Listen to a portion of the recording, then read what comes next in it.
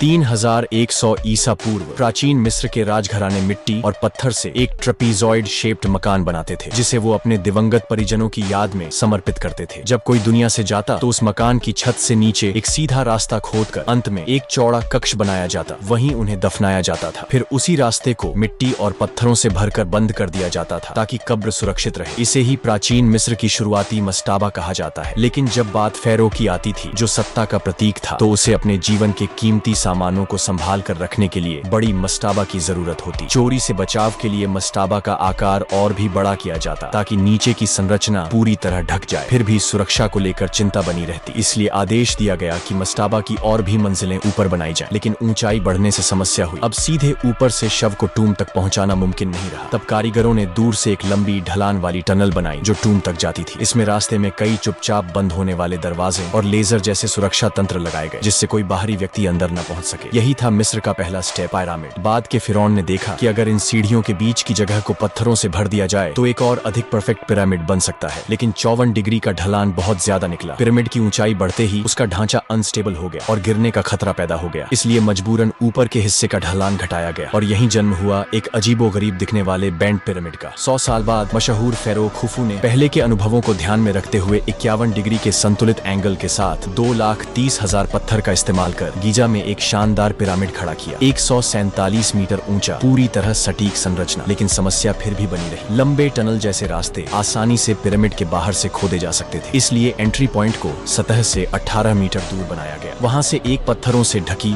झुकी हुई और नीची टनल सीधे नीचे के बैरियल चेंबर तक जाती थी। पर खुफू ने एक और जरूरी बात नोटिस की। उसका पिरामिड इतना विशाल था कि अगर टूम को बीच के हिस्से में बनाया जाए तो वो न सिर्फ सन गॉड के और करीब होगा, बल्कि पहले से ज्यादा सुरक्षित भी रहेगा। बाद में एक और हिडन चेंबर पिरामिड के और भी नीचे जोड़ा गया और अंत में ऊपर नीचे आने जाने के लिए असेंडिंग और डिसेंडिंग टनल्स के बीच एक नई मिडिल पैसेज बनाई गई। और यही हुआ मिस्र के सबसे बड़े पिरामिड, खुफू पिरामिड का जन्म। 2,30,000 पत्थरों में से हर एक का वजन एक बड़े ट्री ट्रंक जितना भारी था। बेस की चारों डायरेक्शंस पूरी तरह से नॉर्थ, साउथ, ईस्ट, वेस्ट से अलाइंड थी और किनारों की लंबाई में डिफरेंस सिर्फ 2 मिलीमीटर था। सवाल ये उठता है, क्या वाकई ये इजिप्शियंस ही थे जिन्होंने इसे बनाया था?